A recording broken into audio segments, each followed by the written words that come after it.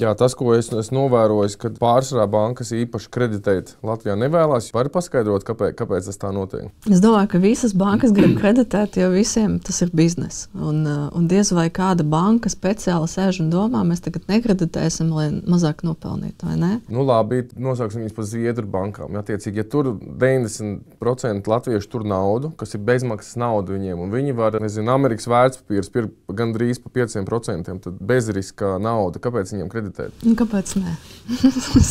Es būtu tikai priecīgs, ja jāpēc. Bankas māca rēķināt, un tas, kas būs izdevīgs, to bankas arī darīs. Un es ticu, ka tas viss ir pārdomāts un racionāli ir kreditēt. Un pašas bankas arī tā strateģiski ir ieinteresētas kreditēt. Ja tu kreditē kaut kādas nozares un nišas, tad tur viss attīstās, un tas tavs esošais portfelis, viņš arī no tā ir stabilāks. Bet es vienkārši redzu, ka to īsti nedara. Ir nulle kredīta, nav taču tā. Kad es gribēju kaut ko būvēt, es gāju pie Zviedru bankām. Viņš teica, ka mēs tev labprāt kreditētu, tu esi ļoti foršs, uzcelt to ēku, nodot eksploatācijā, tad vēl, lai kaut kāds 30% tur norezervē, tad vēl, 30 izīrē, un te jau mēs tev gribēsim kreditēt. Un tu atnāc pie manis, un es tevi nokreditēju. Tieši tā. Redzi, nāc vēl. Tu saki, visi kreditē, es saku, nekreditē. Es saku, nāc pie manis.